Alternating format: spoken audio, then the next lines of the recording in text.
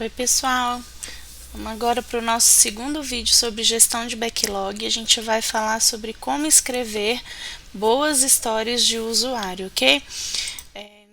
Nesse contexto, né, de como escrever boas histórias de usuário, a gente vai fazer uma breve introdução, tá, do que seria uma história de usuário, e a gente vai partir para analisar alguns exemplos práticos aqui e eu vou dar algumas dicas, né, do que fazer e do que não fazer ao escrever uma história de usuário, legal?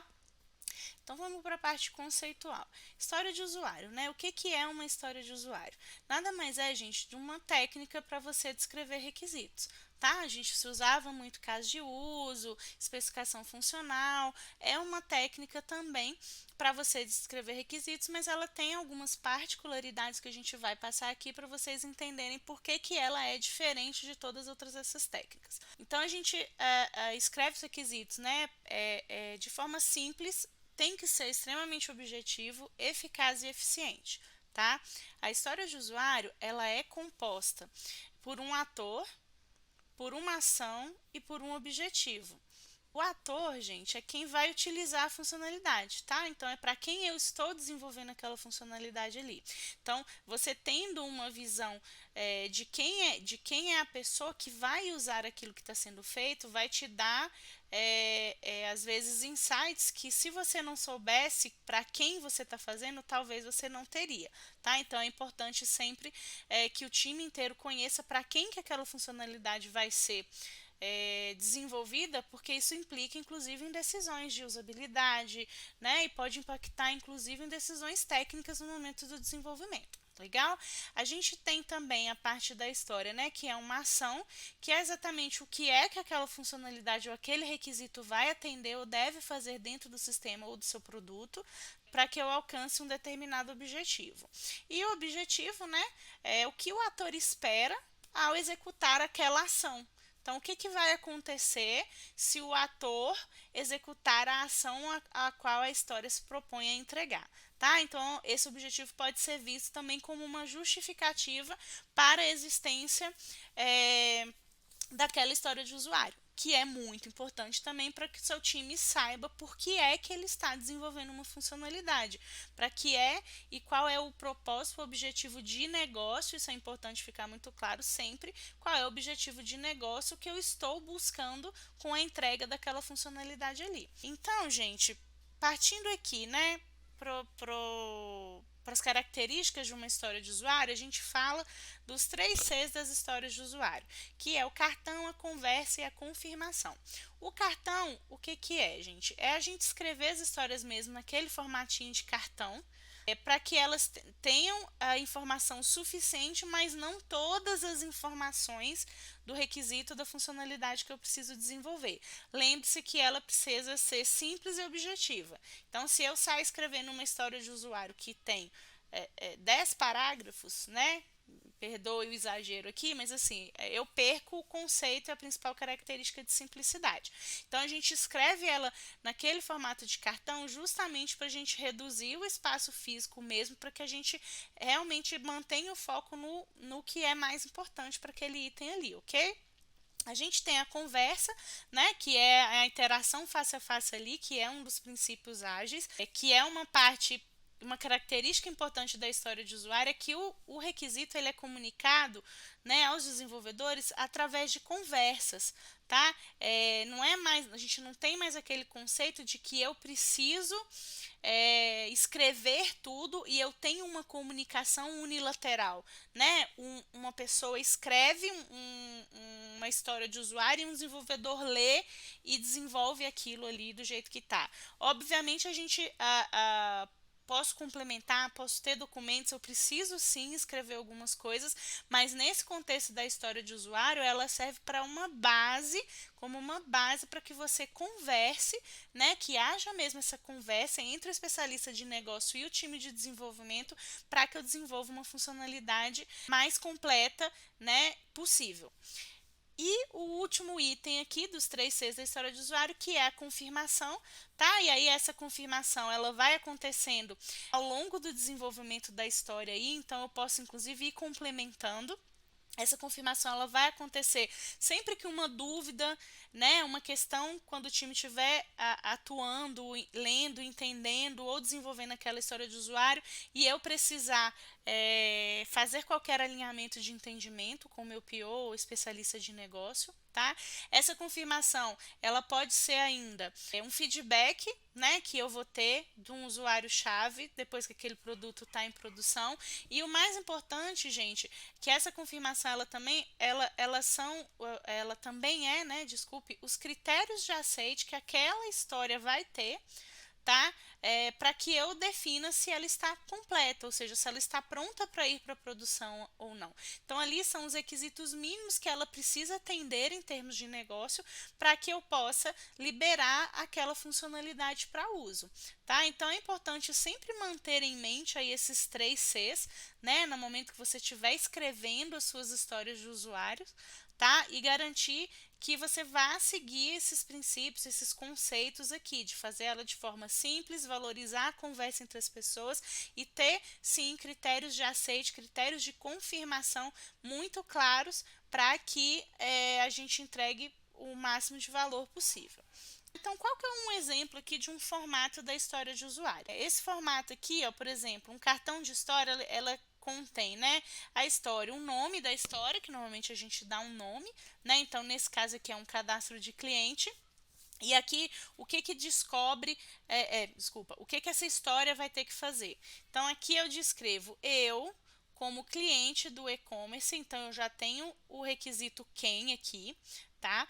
Preciso me cadastrar no sistema e aqui eu já tenho o requisito do o que aquela história vai fazer para poder comprar, realizar compras online. Então, já tenho o para quê. Então, estou com as 3 características da história claras e definidas aqui.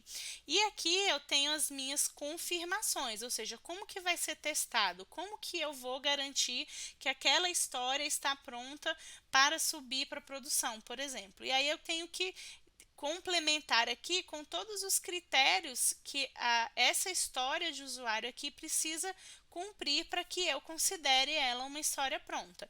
Isso aqui vai sendo refinado, né, à medida que a história vai avançando dentro do seu processo, ela é priorizada, ela é refinada, eu vou ter a minha definição de preparado aqui, por exemplo, se eu estiver trabalhando com o Scrum para entrar na sprint, e eu vou detalhando, né, o PO vai detalhando essas histórias de usuário até que eu tenha informação suficiente para que o time consiga desenvolver. Mas vocês observem bem, gente, que, por exemplo, esses critérios de aceite, tá? Normalmente você vai mapear esses critérios de aceite à medida que o seu backlog vai sendo priorizado.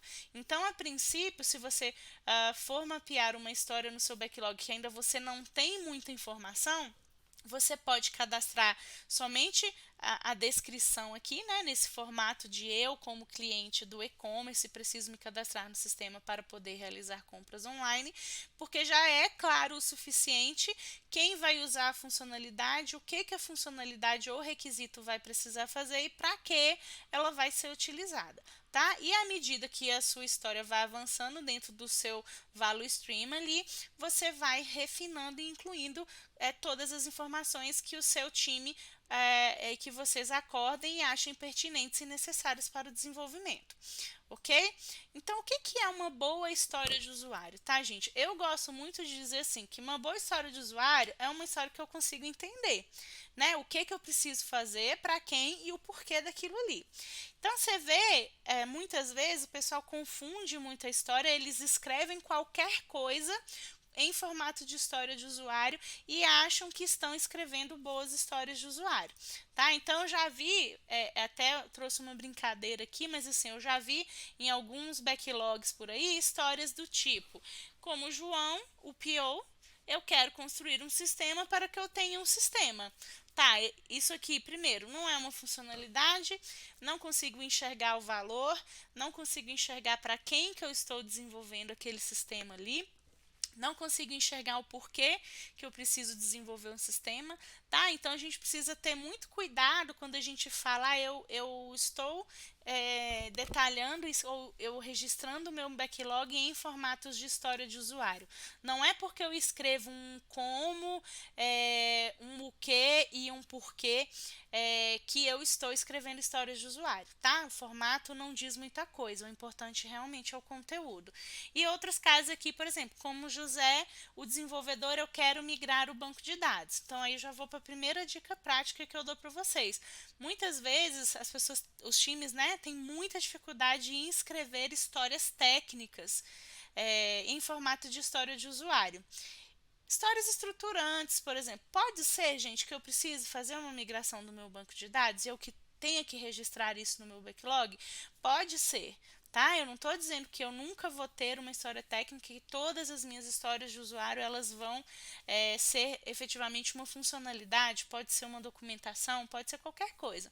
Mas sempre por trás ali, né, existe a necessidade de negócio. Por que é que eu preciso migrar o meu banco de dados? E aí você pode usar até a técnica, né, dos 5 porquês para você chegar e conseguir escrever uma história de usuário técnica de uma forma que o valor para o negócio fique claro e quem eu vou atender também fique claro. Por que que eu preciso migrar o banco de dados? De repente eu estou extremamente defasada tecnologicamente, eu estou tendo muita indisponibilidade na minha aplicação. Então eu preciso atualizar, né, a minha versão do banco de dados para que o sistema não fique indisponível, né, e afete tantos usuários, por exemplo. Ou posso estar tendo problemas de performance, a aplicação está extremamente lenta e tal. Então, assim, pode ser que exista uma história de usuário técnica, mas a gente precisa sempre estar com esse objetivo, assim, do propósito e deixar muito claro, né, qual que é o objetivo de negócio daquela história ali, tá? A razão daquela história existir. Então, gente, voltando um pouquinho aqui, porque eu tinha falado no nosso primeiro vídeo de gestão de backlog, que está disponível aqui no meu LinkedIn também, vou revisar rapidamente aqui quais são as características de uma boa história de usuário. Tá? Então, ela precisa ser independente, ou seja, ela precisa conseguir ser desenvolvida independentemente de outras histórias.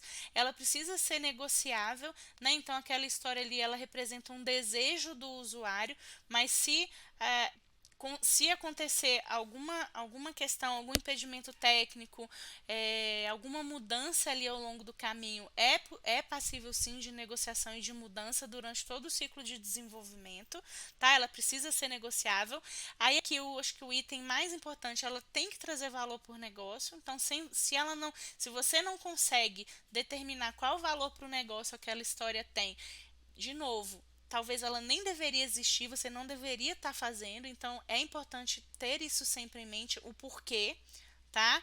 Ela precisa ser estimável, tá? Então o time precisa ser capaz de estimá-la, que está muito relacionado com esse próximo item aqui, que é o fato dela ser pequena, tá? Então ela tem que reduzir o grau de incerteza, as dificuldades de estimativas, dificuldades de entendimento. E isso a gente consegue quebrando ela sempre em histórias menores, tá? A gente vai ter um vídeo também sobre isso daqui a pouquinho, sobre como quebrar histórias de usuários, e ela precisa ser testável, então ela precisa ter critérios de aceite muito claros e muito bem definidos para que seja possível eu testar se realmente aquela história está entregando tudo que ela deveria, tá bem? Então aqui, gente, eu trouxe alguns exemplos para vocês de histórias de usuário e a gente vai passar por uma, tem algumas que eu considero boas no contexto, aí é importante lembrar, no contexto dos exemplos que eu trouxe, tá? Então é importante que, de repente, eu vou até falar de uma delas aqui, que uma história, num contexto, ela pode estar clara e o suficiente e em um contexto diferenciado de um outro projeto, talvez ela não esteja, aí vale do bom senso e da análise em conjunta do time e do feedback constante, tá? Em relação a isso daí. Então, gente, essa primeira história aqui, ó, como desenvolvedor, eu quero finalizar as mudanças de banco de dados para que eu não tenha que fazer as mudanças depois. Então, eu já acabei dando um exemplo disso daqui, né? Não é uma boa história de usuário. Ela não diz para quem que eu estou fazendo aquela mudança ali, quem que vai ser o beneficiário, né? Uma mudança de banco de dados por si só, ela não agrega valor para o negócio, tá? E para que eu não tenha que fazer mudanças depois, também não justifica muito do porquê de eu precisar fazer isso.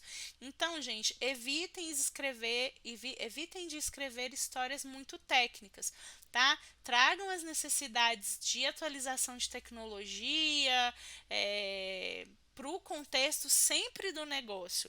Muito provavelmente, isso aqui eu preciso fazer essa mudança no banco de dados para entregar alguma funcionalidade ou para entregar algum valor para o cliente. Então, isso não é uma história de usuário. Isso aqui é parte. Isso aqui é uma atividade que eu preciso executar para entregar uma funcionalidade. Então, muito cuidado com isso daí. Então, gente, essa próxima história aqui, ó. Como um controlador de tráfego aéreo, eu preciso acessar o relatório mais atual de condições meteorológicas para tomar decisões a respeito dos pousos e decolagens. Essa é uma história, ok, tá? Ela deixa muito claro quem é que vai ser o usuário, né? Para quem é que eu estou desenvolvendo a funcionalidade. Ele está dizendo o que aquele usuário precisa executar, ou seja, ele precisa acessar, emitir, gerar um relatório mais atual de condições meteorológicas. Para quê? Para que ele possa tomar decisões a respeito de pousos e decolagens que estão acontecendo ali naquele momento, tá? Então, essa é uma história que está bem escrita. O próximo exemplo aqui. Como cliente, eu quero entrar no site e realizar uma compra para que eu não precise sair de casa. Nessa aqui, se a gente for entrar num contexto, tá? De que existe um único tipo de cliente para esse site aqui, para o qual essa história foi escrita, ela é uma boa história, ok? Agora, se existe um site onde eu tenho clientes com características diferentes, por exemplo, eu tenho clientes que são pessoas físicas, eu tenho clientes que são pessoas jurídicas e nesse contexto eles têm necessidades diferentes. Então, talvez nesse contexto não esteja tão legal e eu precise dar uma complementada e deixar mais claro o quem, tá? Então, o quem, aí já vai mais uma dica. Se uma história começa assim, eu como usuário, já não começou bem, tá? Porque o usuário, todo mundo que usa o seu sistema, ele é um usuário. Tá? Então, a não ser que o seu sistema não tenha controle de perfis, ele não tenha um gestor, um administrador, um usuário comum, um usuário especialista, etc., que é a característica da maioria das aplicações que a gente vê no mercado aí hoje, quando eu escrevo uma história começando eu como usuário, já comecei mal. Tá? Então, deixe muito claro sempre quem é o usuário para o qual você está desenvolvendo aquela história, porque isso pode implicar, inclusive, na necessidade de você desenvolver um controle de acesso e outros requisitos que vão surgir a partir dessa informação. Então, é importante que essa informação fique muito clara. Próximo exemplo aqui, como vendedor da loja, eu preciso aplicar descontos no fechamento de uma venda para aumentar a satisfação do meu cliente. Ok? Então aqui é uma boa história também. Tenho muito claro aqui que é o vendedor da loja, né, que vai utilizar, então as pessoas que fazem a venda ali, o que ele precisa fazer, ou seja, eu tenho que criar uma funcionalidade que vá fazer um cálculo de desconto numa venda que ele estiver realizando, e qual que é o objetivo daquilo ali? Aumentar a satisfação do cliente, ou poderia ser registrar, né, um acordo de negócio ali que foi feito durante a venda, e aí assim as justificativas de negócio vai do contexto do seu produto, do seu projeto, tá legal? Próximo exemplo, como cliente eu quero enviar o meu trabalho contendo título, descrição, resumo, imagens e uma lista de atributos que serão escolhidos através de uma lista de seleção múltipla para que meus trabalhos sejam mostrados na busca de resultados.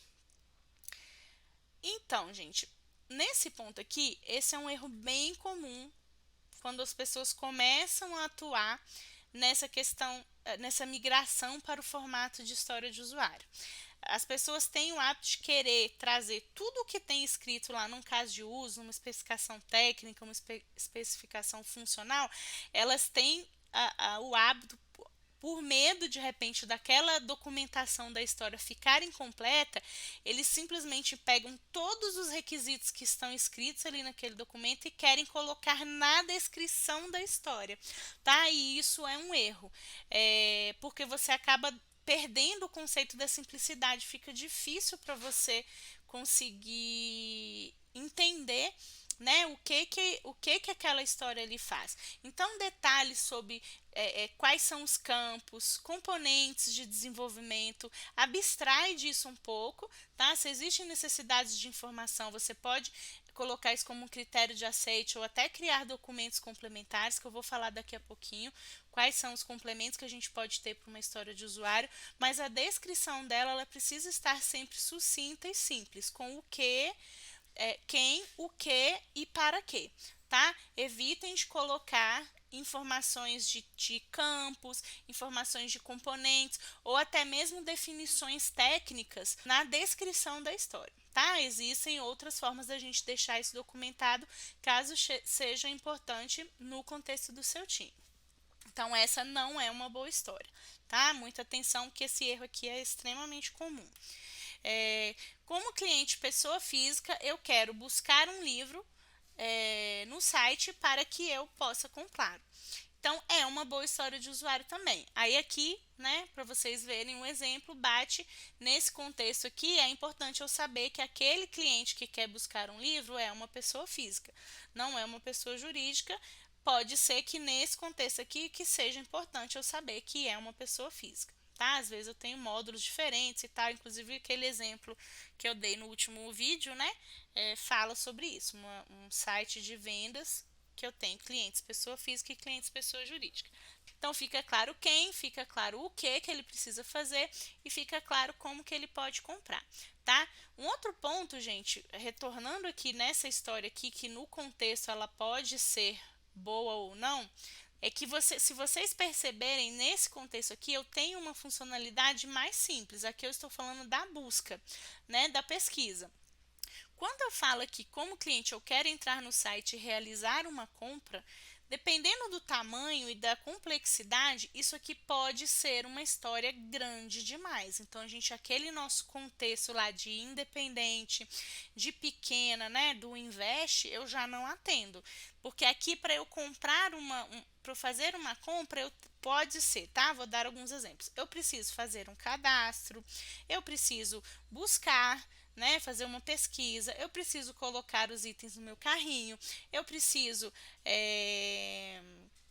por exemplo, calcular um preço de um frete, eu preciso fazer o pagamento, eu preciso cadastrar o meu endereço de entrega, de repente, tá? Então, vocês entendem aí que eu tenho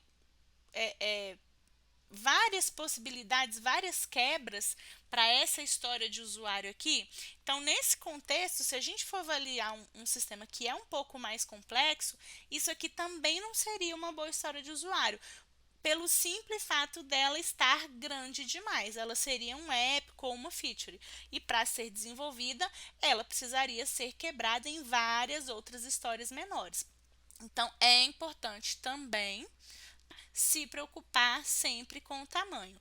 Muito provavelmente o time teria muita dificuldade de estimar, ele ia começar a fazer muitas perguntas, os critérios de aceite eles iam ficar muito extensos, né? Porque eu teria que ter um monte de necessidades vinculadas a uma única história, tá? Então é importante indo revisar aqui a questão também do tamanho das funcionalidades. Quanto menor, melhor, mas sempre trazendo algum valor para o negócio. Próximo passo, gente, então, que eu tinha falado, né? Que às vezes a gente fica querendo escrever todas as informações possíveis e imagináveis no texto da descrição da história, né? E que às vezes deixa ela muito confusa mesmo. Então, a gente tem aqui os critérios de aceite, tá? Então, o que podem ser os critérios de aceite, que é o que vai te ajudar a complementar essa descrição da sua história do usuário. Podem ser cenários negativos, né? Ou seja, o que o sistema não deve permitir fazer. Muitas vezes a gente esquece, a gente só fala o que precisa fazer, mas o que não pode, a gente esquece. Então, se for importante no seu contexto, é importante deixar documentado. Requisitos não funcionais, segurança, necessidades relacionadas à performance ou qualquer restrição técnica que eu tenha em relação à tecnologia, eu posso colocar sim nos critérios de aceite. Por exemplo, deve seguir o documento de padrão de segurança da empresa e citar o documento lá. Eu posso ter requisitos não funcionais sendo descritos também no contexto da história. Eu posso ter padrões, né, guias, modelos. Então as interfaces precisam ser desenvolvidas no padrão de cores e de acordo com o guia de usabilidade da empresa, por exemplo, e outros padrões também, caso existam. Os critérios de aceite, importante, a não ser esses critérios mais técnicos aí que são restrições, elas devem ser independentes de implementação. Então evitem colocar, criar um botão, criar uma lista, criar um combo box, tá? Deixa a critério do time de desenvolvimento definir quais são os melhores componentes, para a gente não ficar restrito. Muitas vezes a gente quer colocar tudo técnico como se a história de usuário fosse exatamente um roteiro de desenvolvimento. E aí o time fica preso, amarrado a uma história de usuário, porque eu já defini toda a parte técnica dela dentro da história. Tá? Então, muito cuidado, não coloquem, deixe ela o mais independente possível de solução de implementação. Deixe sempre a critério, ela tem que dar uma visão de negócio e deixar sempre a critério do time de desenvolvimento definir a melhor forma de fazer. Então, um critério de aceite do tipo criar uma tabela temporária para armazenar os dados em memória para que a funcionalidade tenha performance. Não é um critério de aceite legal. Então, eu tenho um critério de performance que precisa ser atendido, então você vai escrever como critério de aceite, o tempo de resposta precisa ser inferior a 30 segundos ou inferior a 1 minuto. Se vai ser uma tabela temporária, se eu vou usar uma solução de cache, é decisão do time de implementação. Então, evite colocar informações muito técnicas na história de usuário. Isso, além de confundir, né, às vezes o especialista de negócio que não tem muito domínio, né, de tecnologia, amarra completamente as mãos do time de desenvolvimento para pensar nas melhores soluções. E elas definem, né, muito relacionado a esses itens aqui, elas definem o que fazer e não o como fazer. Então precisamos nos policiar também, né, principalmente a gente que é mais da área técnica, né, na área de tecnologia, a gente tem sempre a tendência de escrever já dizendo como fazer, tá? Mas é importante que ela deixe claro o que precisa ser feito e o como o time vai ter autonomia. A gente tem duas formas aqui de escrever, né, que eu chamo de iniciante e avançado, tá? Normalmente os times que começam não tem problema, tá, gente? Se vocês já têm familiaridade com esse formato aqui de BDD, não tem problema você escrever os seus critérios de aceite dessa forma, mas quando a gente está com times iniciantes que estão começando agora a usar esse padrão de documentação, que estão migrando de uma especificação funcional ou de um caso de uso para o formato de história, eu gosto de fazer essa fase intermediária aqui, à medida que os conceitos, que as histórias estão com um padrão de qualidade legal, a gente começar a implementar essa forma de escrita aqui que o BDD sugere. Então, por exemplo, um critério de aceite aqui para iniciante, né? Exibir na tela apenas os 2 últimos registros ao acessar pela última vez. E se a venda for confirmada, ela deve ser registrada e o estoque atualizado. Num formato de BDD, esse segundo critério de aceite aqui eu escreveria como: dado que um produto possui estoque disponível, né, quando informa uma venda que seja inferior ao estoque, então a venda é registrada e o estoque é atualizado. Então eu dou mais detalhes sobre como esse critério de aceite aqui ele vai atender, tá? O contexto e a necessidade que a história vai ser desenvolvida, tá? Para fazer. Então, qualquer um dos dois não tem certo ou errado, tá? Qualquer um dos dois aqui eu acho mais completo, mais fácil de entender, tá? E a gente começa a utilizar umas práticas um pouquinho mais avançadas, mas se essa prática aqui de texto corrido mesmo, vamos dizer assim, né, sem um formato pré-determinado, ela estiver bem escrita, né, e tiver com um nível de detalhe com clareza suficiente, atende muito bem também. Não vejo problemas práticos assim de usar esse formato não. Atende super bem também, sem maiores problemas. E o que que eu tenho de dica então, né, recapitulando tudo que a gente falou nesses exemplos aqui, tá? Então, primeira dica, sem detalhes de implementação. Segunda dica, ela precisa estar focada no que o usuário quer fazer ou precisa fazer. Então, num problema de usuário, valor para o negócio sempre. Explicada sempre do ponto de vista do usuário. Elas devem ser criadas colaborativamente, então não é eu escrevo uma história, passo para o time, né? Aquele questão do Czinho lá da conversa. Tem que se manter as histórias simples e concisas, então na descrição da história evite ficar colocando todos os seus detalhes de implementação, todos os campos que você precisa, todas as suas regras de negócio.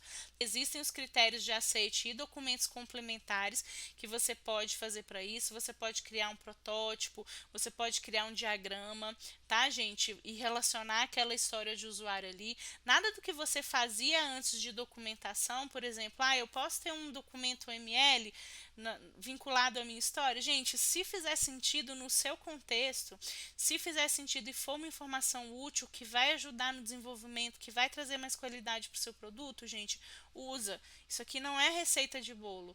É o que for importante para vocês fazerem. Mas a partir do momento que eu decido usar outras coisas, eu também preciso usar da forma certa, para eu não perder a essência, né, que é a história de usuário ser simples e facilmente entendida num contexto de usuário, tá? Utilize as personas, né, para identificar melhor as necessidades, então deixe sempre muito claro, no menor nível possível, quem é o usuário que você vai estar atendendo.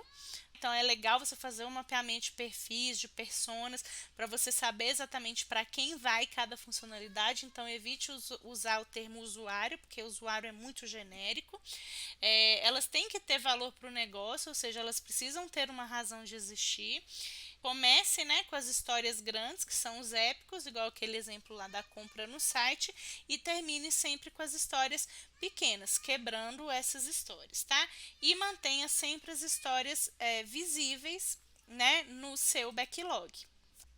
E o que a gente pode ter também, gente, como complemento das minhas histórias de usuário, tá? Eu posso ter cenários de utilização, protótipos e imagens, diagramas, fluxos, layouts, documentos, guias, padrões de desenvolvimento ou qualquer outro tipo de padrão e normas. Tá? Por que tem esse asterisco aqui bem discretinho na norma? É porque normalmente as pessoas acham que, tipo assim, é só citar numa história de usuário uma norma, mas normalmente a norma ela precisa ser interpretada e trazida para dentro do contexto do seu produto. Então, somente referenciar uma norma, eu sugiro sempre você referenciar a norma como material de consulta complementar, caso seu time tenha, né, interesse de saber mais sobre a norma, por exemplo, como uma história precisa estar atendendo. Mas o ideal, essas normas, guias e padrões, é você já interpretá-las, né, e traduzi-las em requisitos de negócio, tá? Para que seja possível para o time desenvolver. É muito complicado deixar a cargo do time entender e interpretar algumas normas, tá? E desenvolver. Isso não passa mais por uma decisão técnica, né? Passa a ser mais uma decisão de negócio. Tá ok, gente? Então, para o nosso segundo vídeo, né, que fala sobre como escrever boas histórias de usuário, é isso que eu trouxe, tá? E espero que tenha ajudado vocês, que tenha dado bons exemplos práticos, né, do que não fazer e que tenha tirado algumas dúvidas que vocês têm em relação às histórias de usuários. Se tem alguma dúvida, talvez alguma coisa que não tenha ficado muito claro, esse aí é o meu LinkedIn, pode me chamar lá, me mandar mensagem, que a gente troca uma ideia em relação a isso, tá? Espero que tenha sido útil e até a próxima.